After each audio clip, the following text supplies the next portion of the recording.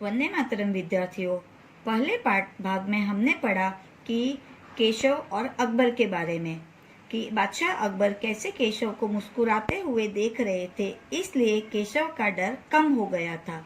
अब हम दूसरे भाग में पढ़ेंगे कि बादशाह अकबर केशव से क्या कहते हैं। तो अब हम शुरू करते हैं पाठ का दूसरा भाग। तुम्हारा नाम क्या है? अकबर ने नरम आवाज में पूछा। केशव, उसे नपातुला जवाब दिया। केशव, क्या तुम मुझे नक्काशी करना सिखाओगे? उलझन में पड़े केशव ने तुरंत सिर हिला दिया। तो अब अकबर ने पहले उसका नाम पूछा, उसने जवाब दिया कि केशव। अब अकबर उसे कहते हैं कि क्या तुम मुझे नक्काशी करना सिखाओगे? लेकिन केशव एकदम असमंजस था, दुविधा में था कि क्या मैं करूं। तो उसने खाली सिर हिलाकर जवाब दिया। तब तो तुम्हें मेरे लिए हथौड़े और छेनी का भी इंतजाम करना होगा। अभी उनको सिखाने के लिए उसके पास हथौड़ा और छेनी तो होना चाहिए ना। तो अकबर कहते हैं कि तुम्हें मेरे लिए हथौड़े और छेनी का इंतजाम करना होगा। केशव फुर्ती से अपने पिता के पास भागा गया और उनका छेनी हथौड़ा उठाकर उल्टे पांव लौट आया। तो तुरंत वह भागकर अपने पिता के पास गया और अपने पिता का छेनी और हथौड़ा लेकर उल्टे पांव वह लौट आया। उल्टे पांव लौट आना यानी भागकर तुरंत वापस आना। दोस्ताना अंदाज में अकबर केशव के पास जमीन पर बैठ गए और पास में पड़े पत्थर को खींचते हुए बोले, ठीक है, अब बताओ कि मुझे क्या करना है। दोस्ताना अंदाज यानी कभी कभी आपने देखा होगा कि आप अपने पापा के बाजू में या मम्मी के बाजू में बैठकर ऐसे कंधे पर हाथ रखते हो या पापा आपके कंधे पर हाथ रखते हैं, उसे कहते हैं दोस्ताना अंदाज। वैसे ही दोस्ताना अंदाज में अकबर केशव के पास जमीन पर बैठ गए और पास में पड़े पत्थर को खींचते हुए बोले, ठीक है, अब बताओ कि मुझे क्या करना है। केशव ने संदेह भरी नजरों से अकबर की ओर देखा। हुजूर, क्या आप यह सब करेंगे? अभी समझो कि आपके पास भी कोई आकर आपके मम्मी पापा या दादा दादी बोलेंगे, उनको कुछ सीखना हो तो वो बाजू में आके बोलेंगे कि मुझे यह सिखाओ, तो आपको भी ऐसा ही लगेगा ना, एकदम आप भौचक हो जाओगे कि ये क्या, मैं उनको सिखाऊंगा? तो क्या आप यह सब कर पाओगे, सीख पाओगे? तो केशव ने भी उन्हें संदेह भरी नजरों से देखा। संदेह यानी शंका, शंका भरी नजरों से देखा और कहा कि हुजूर, क्या आप यह सब करेंगे? तो उसके मन में एक एकदम सवाल आ गया कि क्या वो भी मेरे साथ बैठकर नक्काशी करेंगे? क्यों नहीं, मुझे तो विश्वास है कि मैं सीख ही लूंगा। तो अकबर बादशाह ने जवाब दिया कि क्यों नहीं, मुझे तो पूरा विश्वास है कि मैं सीख ही लूंगा। नहीं नहीं, मेरा मतलब ये नहीं था। केशव सक पका गया। दरअसल मैं कहना चाहता था कि आप इतने बड़े बादशाह हैं, ये ठीक नहीं लगता।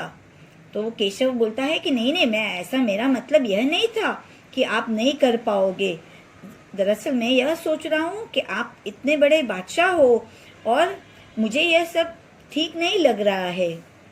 उसने कुछ अनमने भाव से कहा।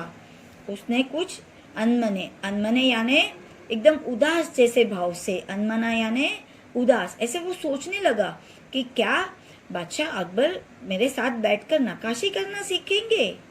अकबर हंसकर बोले, अच्छा, लेकिन पिछले हफ्ते तो मैंने मिट्टी से भरी डलिया ढोने में किसी की मदद की थी, क्या यह काम उससे भी ज्यादा मुश्किल है? तो अकबर ने उसे समझाया कि ये नक्काशी करना क्या वो ज्यादा मुश्किल है? उन्होंने पिछले हफ्ते भी किसी की मदद की थी कुछ काम में, दलिया धोने में, यानी मिट्टी से भरी हुई पूरी दलिया धोने में मदद की थी। केशव अभी भी असमंजस की स्थिति में था। वह अकबर के पास बैठ गया और उन्हें छेनी पकड़ने का सही तरीका सिखाने लगा। फिर जैसे कि केशव के पिता ने उसे सिखाया था, उसने कोयले के टुकड़े से पत्थर पर लकीरें खींचकर एक आसान सा नमूना बनाया और गंभीरता से कहा, देखिए, सिर्फ इन्हीं लकीरों को बहुत ध्यान से तराशना है। अकबर ने पत्थर पर छेनी रखी और जोर से हथौड़े से वार किया, जिससे कटाव ज्यादा गहरा हो गया। अभी भी केशव असमंजस स्थिति में था। वह दुविधा में था, लेकिन वह अकबर के पास बैठ गया और उन्हें छेनी पकड़ने का सही तरीका सिखाने लगा। जैसे कि केशव के पिता ने उसे सिखाया था, वैसे केशव बादशाह अकबर को सिखाने लगा। और उसने क्या किया, कोयले के टुकड़े से पत्थर पर लकीरें खींच दी। जैसे कि कलरिंग करते हैं तो आप आउटलाइन बनाते हो ना, और फिर बोलते हैं कि अभी इसमें अंदर कलर करो, वैसे ही उसने कोयले के टुकड़े से पत्थर पर लकीरें खींचकर एक आसान सा नमूना बनाया और गंभीरता से कहा, देखिए, सिर्फ इन्हीं लकीरों को बहुत ध्यान से तराशना है। जो उसने लकीरें बनाई थी उसे ही ध्यान से तराशना है। और फिर अकबर ने पत्थर पर छेनी रखी और जोर से हथौड़े से वार किया, जिससे कटाव ज्यादा गहरा हो गया। अरे अरे, नहीं नहीं, केशव ने तुरंत गलती पकड़ी। हथौड़े को आहिस्ता से मारना है, ऐसे उसने करके दिखाया। और हाँ, अपनी आंखें थोड़ी मीच कर रखे, वरना किरचे उड़कर आंखों में चली जाएगी। अकबर मुस्कुराए। जी हुजूर। बादशाह अकबर हथौड़े को जोर से कर रहे थे, लेकिन केशव ने कहा, अरे अरे, नहीं नहीं। केशव ने तुरंत उन्हें समझाया और उन्होंने कहा कि हथौड़ों को आहिस्ता से मारना है, और उसने वैसे करके दिखाया। और उन्होंने कहा कि हाँ, यह करते हुए तुम अपनी आंखें थोड़ी मीच कर रखना कि इसके किरचे उड़कर आपके आंखों में न चले जाए। अकबर मुस्कुराए और अकबर ने कहा, जी हुजूर। जवाब में केशव भी मुस्कुरा उठा। वह लगभग भूल ही गया था कि उसकी बगल में बैठा यह व्यक्ति हिंदुस्तान का बादशाह है। एक अनाड़ी से वयस्क पर अपने काम की धाक जमाने में उसे मजा आ रहा था। वह बड़े ध्यान से देख रहा था कि अकबर किस तरह लकीरों को उकेर रहे हैं। बादशाह से जरा सी भी चूक हो जाने पर फौरन उसकी तौरियां चढ़ जाती। अब बादशाह अकबर वह कर रहे थे, और वह जरा सी अगर उनकी गलती हो जाती तो केशव की तौरियां चढ़ जाती। यानी कभी सामने वाला कुछ गलत करता हो तो कैसे अपना चेहरा ऐसे गुस्से जैसा हो जाता है कि मैं कैसे सिखा रहा हूँ और आप क्या कर रहे हो, सामने वाला कैसे कर रहा है। तो केशव की भी फौरन तौरियां चढ़ जाती। काम करते करते अकबर पूछ बैठते, केशव सही नहीं है क्या? और केशव सिर हिलाकर अपनी असहमति जता देता। बादशाह अकबर काम करते करते उसे पूछते थे कि क्या मैं जो कर रहा हूँ वो बराबर है कि नहीं है, और लेकिन केशव कुछ जवाब नहीं, सिर्फ वो सिर हिलाकर हाँ या ना कह देता था। अकबर इत्मीनान से बैठ गए और केशव को काम करता हुआ देखने लगे। अपने काम में खोए हुए उन दोनों को इस बात का एहसास नहीं हुआ कि आसपास मौजूद दूसरे संगतराज उन्हें बड़े कौतूहल से देख रहे हैं।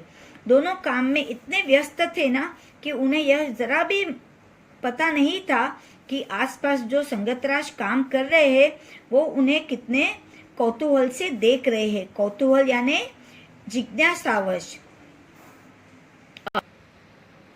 अकबर ने गौर किया कि केशव पत्थर पर बने नमूने को ही नहीं तराश रहा था, बल्कि अपनी तरफ से भी उनमें कुछ जोड़ रहा था, जिससे वे डिजाइन ज्यादा खूबसूरत लग रहे थे। अभी बादशाह अकबर ने यह देखा कि केशव नहीं सिर्फ वो तराश ही नहीं रहा था, लेकिन अपनी तरफ से कुछ और नया कर रहा था कि ताकि वह डिजाइन ज्यादा खूबसूरत लगे। लड़के के काम करने के अंदाज को देखकर अकबर ने धीमे से कहा, केशव देखना, एक दिन तुम बड़े फनकार बनोगे। हो सकता है कि एक दिन तुम मेरे कारखाने में काम करो। केशव का काम देखकर बादशाह अकबर ने उसे कहा कि देखो, तुम एक दिन बड़े फनकार बन जाओगे और ऐसा हो भी सकता है कि तुम मेरे कारखाने में काम करोगे। कारखाना यानी फैक्ट्री, जो आप सबने फैक्ट्री वर्ड तो सुना है ना, और ये सब चीजें बनाने का कारखाना भी होता है ना। तो बादशाह अकबर उसे कहते हैं कि तुम मेरे कारखाने में भी काम करोगे। बस एक बार ये महल तैयार हो जाए और लोग आगरा से आकर यहाँ रहने लगे, तब मैं कारखाने बनवाऊंगा। इन कारखानों में मेरी सल्तनत के सबसे बढ़िया फनकार और शिल्पकार काम करेंगे। चित्र बनाने वाले कलाकार, गलीचों से बुनकर, संगतराश, पत्थर और लकड़ी पर नक्काशी करने वाले शिल्पकार सभी वहाँ काम करेंगे। अकबर फिर उन्हें केशव से कहते हैं कि कारखाना शुरू होगा, थोड़ा समय लगेगा उसमें, और वहाँ पर काम करने के लिए बड़े बड़े बढ़िया से फनकार, शिल्पकार वहाँ काम करेंगे। चित्र बनाने वाले कलाकार, गलीचों के बुनकर, संगतराश, पत्थर और लकड़ी पर नक्काशी करने वाले शिल्पकार सभी वहाँ काम करेंगे। केशव का चेहरा चमक उठा। वह मुस्कुराते हुए बोला, मैं वहाँ जरूर काम करना चाहूँगा। ये सब सुनकर केशव एकदम खुश हो गया और उसका चेहरा चमक उठा और वह मुस्कुराते हुए बोला कि हाँ, मैं वहाँ जरूर काम करना चाहूँगा। अकबर उठ गए। अकबर उठ खड़े हुए। जाते हुए बड़े प्यार से केशव का कंधा थपथपाया और कहा, अच्छा बेटा, अपना काम जारी रखो। फिर वहाँ से अकबर खड़े हो गए और जाते जाते उन्होंने केशव का कंधा थपथपाया और बोला कि तुम अपना काम जारी रखो, यानी अपना काम करो। हुजूर, क्या आप दोबारा आएंगे? केशव ने बड़ी उत्सुकता से पूछा। केशव को ना मजा आया उनके साथ बैठकर काम करने में, तो उसने उनसे पूछा कि क्या आप दोबारा आएंगे? मैं जरूर आऊंगा केशव। फिर तो पूरे दिन संगतराशों के बीच केशव की धूम मची रही। वह बार बार बादशाह से हुई अपनी मुलाकात सबको सुनाता रहा। और फिर क्या हुआ कि जैसे बादशाह अकबर वहाँ से चले गए तो जो दूसरे संगतराश थे उनसे केशव पूरे दिन के बारे में बात बताता रहा और वह बहुत उत्सुकता से उन्हें सब सारी बातें बता रहा था। रात हो चली थी। केशव बहुत थका हुआ था, पर आंखों में नींद कहाँ। वह धीरे से अपने पिता के बिस्तर में घुस गया। पिता ने मुस्कुराकर कहा, तुम तो अभी से इतने प्रसिद्ध हो गए हो। रात होने लगी थी और केशव बहुत थका हुआ था और उसे नींद भी आ रही थी। वह धीरे से अपने पिता के बिस्तर में घुस गया और पिता ने मुस्कुराकर कहा कि वाह, तुम तो अभी से इतने प्रसिद्ध हो गए हो। बादशाह सलामत ने कहा है कि एक दिन मैं बहुत बड़ा कलाकार बनूंगा। अपने सिर को पिता की बाहों के सहारे टिकाकर केशव धीरे से बोला, हमारे बादशाह बहुत ही नेक इंसान है। बिल्कुल सही, पिता ने कहा।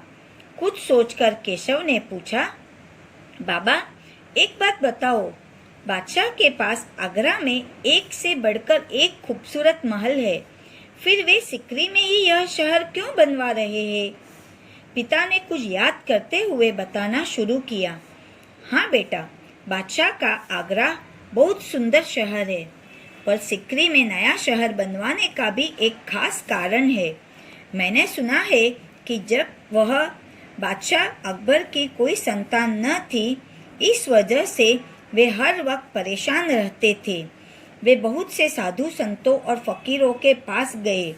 भटकते भटकते बादशाह ख्वाजा सलीम चिश्ती के पास सिकरी आए। उन्होंने ही बादशाह को बताया कि उनके एक नहीं 3-3 संतानें होगी। अभी केशव उसके पिता को पूछने लगे कि बादशाह अकबर सिकरी क्यों बनवाना चाहते हैं? आगरा का उनका तो बहुत सुंदर शहर है।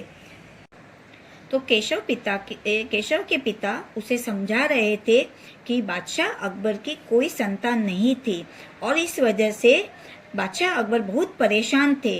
वे बहुत साधु संतों से और फकीरों के पास गए और भटकते भटकते वह ख्वाजा सलीम चिश्ती के पास सिकरी आए।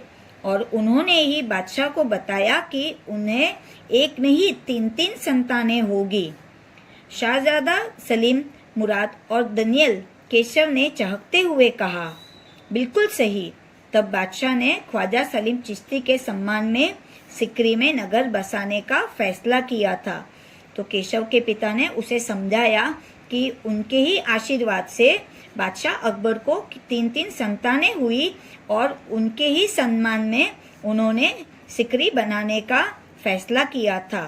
केशव ने कहा, अच्छा, अब समझा। इसीलिए बादशाह अकबर ने अपने बेटे का नाम सलीम रखा है।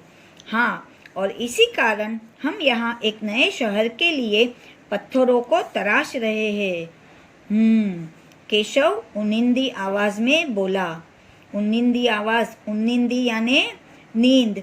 उसे नींद आ रही थी और जैसे उसकी आंखें बंद हो रही थी, उसकी आंखें नींद से भरी हुई थी, तो उसने उन्निंदी आवाज में हूँ कहा। पिताजी ने देखा कि उनका लाडला बेटा सो गया है और यह देखा पिताजी ने कि उनका बेटा सो गया है। तो आपको समझ में आया कि सिकरी शहर क्यों बसाना चाहते थे बादशाह अकबर? सलीम चिश्ती के सम्मान में। तो अब अपनी कहानी यहाँ पे ख़त्म होती है। धन्यवाद विद्यार्थियों। तो इस पाठ से हमने यह सीखा कि सीखने की कोई उम्र नहीं होती है। छोटी उम्र में भी हम कुछ काम करके महान बन सकते हैं। बस सिर्फ इतना कि हमारे में यह विश्वास होना चाहिए। धन्यवाद।